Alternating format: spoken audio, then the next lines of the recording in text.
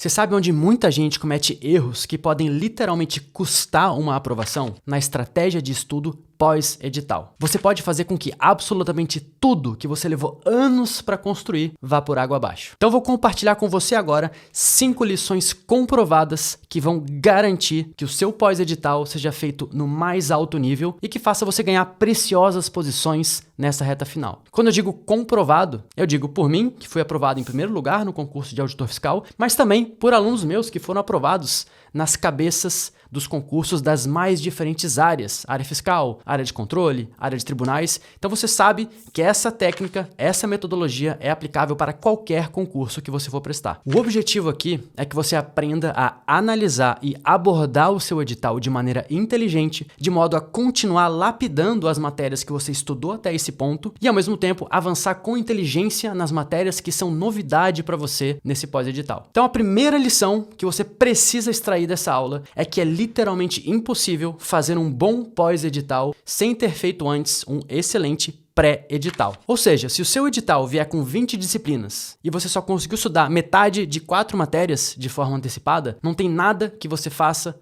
que possa te gerar um benefício direcionando o estudo para esse edital. A construção de uma base forte é inegociável. A segunda lição que você precisa extrair desse vídeo é que você precisa deixar a emoção de lado. O que eu vejo geralmente é que as pessoas, quando saem do edital, elas começam a estudar de maneira emocionada, de maneira atropelada, de maneira afobada, sem pensar realmente nas consequências de cada uma dessas decisões. Dificilmente eu vejo pessoas espontaneamente fazendo uma análise mais fria, mais calculista, para saber o que ela precisa estudar, o que vale a pena estudar, como que ela vai direcionar as forças neste precioso tempo que ela tem até o dia da prova. Grava uma coisa importante. A banca, quando sai um edital, ela não quer um candidato que consiga estudar 100% do conteúdo programático. Ela quer uma pessoa que saiba se sair bem numa situação de adversidade, que é justamente essa, a publicação do edital, com pouco tempo para a prova e muitas matérias para estudar. Terceira lição, faça um levantamento da quantidade de horas que você tem para estudar de hoje até o dia da sua prova. Então vamos supor que você estude 4 horas por dia, 7 dias por semana. Você tem aí 28 horas líquidas de estudo por semana e vamos supor que o concurso seja daqui a 12 semanas, então você tem, até o seu concurso, 336 horas para estudar. Depois disso, pega o edital, analisa quantas disciplinas você nunca estudou e aí vai no site de algum cursinho e veja quantas aulas existem em cada uma dessas disciplinas que você ainda não teve a oportunidade de estudar. E aí você vai fazer uma estimativa do seu rendimento, que é mais ou menos calcular quantas horas você gasta para vencer cada uma das aulas. É só uma estimativa. Vamos supor que tenha 4 matérias que você nunca estudou, cada uma delas com 15 aulas. Isso dá um total de 60 aulas. Se você gasta 3 horas para estudar cada uma dessas aulas, você precisa de 180 horas para estudar todo o conteúdo novo que você ainda não teve a oportunidade de estudar. Então, se no exemplo que eu dei, você tem 336 horas disponíveis para estudar e precisa de 180 para vencer todo o conteúdo novo, pô, show de bola, vai dar tempo, vai sobrar um pouquinho aí que você usa para treinar, para fazer revisões, entre outras coisas. Só que na maioria dos casos, não é isso que acontece. O normal é que não dê tempo de estudar tudo, mas isso é ok, cara. Faz parte do jogo. E aí o que vai acontecer? Vai ter aulas que você não vai conseguir estudar e a sua estratégia tem que girar em torno disso. Como que você vai decidir então quais são as aulas que você não vai estudar? Ah, Thomas, eu vou estudando as aulas na ordem que elas forem aparecendo e o que não der para estudar provavelmente serão as últimas e show de bola. É isso aí. Péssima ideia, irmão. Às vezes, as últimas aulas podem ser mais importantes do que as primeiras, podem ter mais incidência em prova. Muitas vezes os professores já têm algumas aulas prontas e aquelas aulas que são novidade para eles, eles vão começar a produzir e vão provavelmente ficar para o final da janela do edital. Aqui entra então a 4ª lição, valiosíssima essa lição. Busque análises estatísticas para saber qual que é a incidência de cada assunto em cada uma das disciplinas que serão cobradas no dia da sua prova. Os blogs dos principais cursinhos aí disponíveis têm essa informação. Caso você não consiga acessar essa informação de maneira rápida, de maneira prática, você vai ter que, você mesmo, construir essa análise no braço. Mas fica tranquilo que eu vou te ajudar. Não é difícil fazer isso. Entra num site de questões, num sistema de questões e coloque os filtros da seguinte maneira. Vamos supor que você vai prestar uma prova da área fiscal, cuja banca será a FGV, e você quer saber quais são os assuntos mais cobrados em economia, porque não vai dar tempo de estudar tudo. Você vai lá e coloca nos filtros, disciplina, economia, anos. Coloca aí os últimos 5 anos, coloca a banca FGV e veja as questões que aparecem de cada assunto. Aqueles assuntos que tiverem mais questões são assuntos, historicamente, mais cobrados pela banca. E aqueles assuntos que têm menos questões são menos cobrados. Toma cuidado só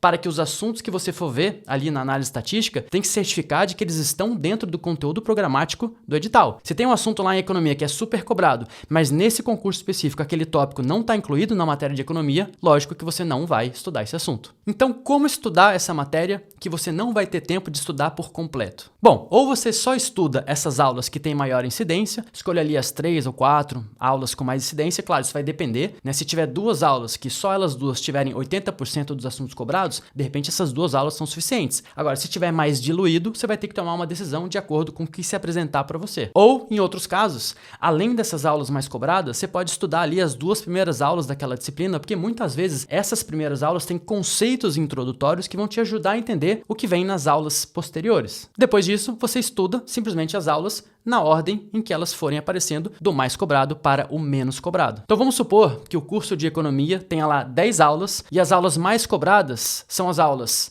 3, 5, 7 e 9. Comece estudando por essas aulas. Lógico, avalie a necessidade de estudar as 2 primeiras aulas para ter um conceito mais amplo daquela disciplina. E as outras aulas que têm uma incidência menor, você pode estudar por materiais mais simplificados, como PDF simplificados, resumos, mapas mentais e outras fontes de conhecimento que você possa ter à sua disposição. É o ideal? Não é. Você vai aprender muito bem essas aulas? Não vai. Mas é o que a gente consegue fazer numa estratégia de poucos meses para a prova. Eu mesmo não consegui estudar todos os assuntos que apareceram no meu edital. Isso não me impediu de passar em primeiro lugar e deixar 100% dos candidatos para trás. Por isso que fazer essa análise o quanto antes é tão importante. Para você saber se vai dar tempo de estudar tudo e, caso não dê, o que é normal, o mais normal, eu diria, você vai saber o que priorizar nessa reta final. Quinta e última lição. Nunca vá para a sua prova, para o dia da prova, sem uma estratégia bem definida de resolução de questões. O que a maioria faz? Vou resolver as questões da prova aqui na ordem que elas aparecem e assim por diante. Não faça isso. Você tem que ir para a sua prova já com uma estratégia muito bem definida de como que você vai resolver as questões de cada disciplina. Nunca responda as questões na ordem em que elas aparecem. Vai garimpando matéria por matéria aquelas questões que são mais fáceis e mais rápidas de responder. Uma sugestão que eu sempre dou é você fazer uma tática que eu chamo de tática dos 60%. Basicamente, você vai pegar cada disciplina, vamos supor que cada disciplina tenha 10 questões no dia da sua prova. Você vai lá e responde 6 questões de cada uma das 10 de cada uma das disciplinas. Você vai responder as 6 questões mais rápidas e mais fáceis. Isso vai permitir que você dê uma primeira navegada por todas as disciplinas, resolvendo todas as questões rápidas, fáceis, acessíveis que você tem condições de fazer. Num contexto geral de prova, isso garante que você vai responder o máximo de questões disponíveis dentro da sua realidade de conhecimento. Porque as bancas fazem isso. Colocam lá, por exemplo, na segunda questão da disciplina de português, uma questão que você vai levar 25 minutos para responder. E aí você fica esperando lá o cara que empaca naquela questão e fala assim, não, eu só vou sair aqui dessa questão quando eu responder ela inteira, porque eu tenho orgulho e não vou para a terceira questão enquanto eu não responder a segunda. Cara, a casa já caiu para você. Cara, porque as bancas fazem isso. Elas colocam lá na segunda questão da disciplina de português uma questão que você leva 25 minutos para responder. E não custa ressaltar.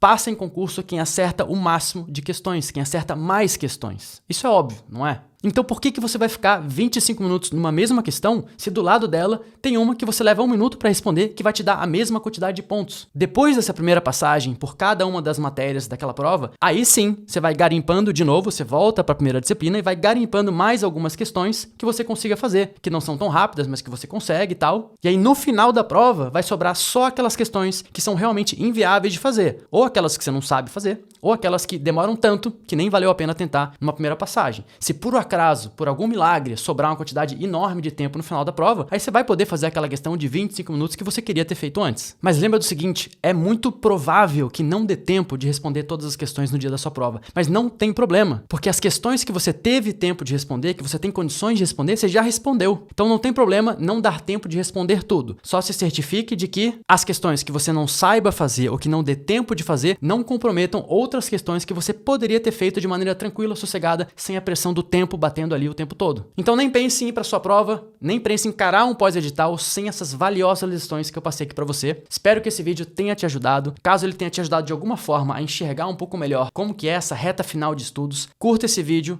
Peço encarecidamente que você se inscreva no meu canal para me ajudar a continuar produzindo vídeos que vão ajudar você concurseiro a conquistar um futuro melhor para você e para sua família. Um grande abraço, muito obrigado e até o nosso próximo vídeo.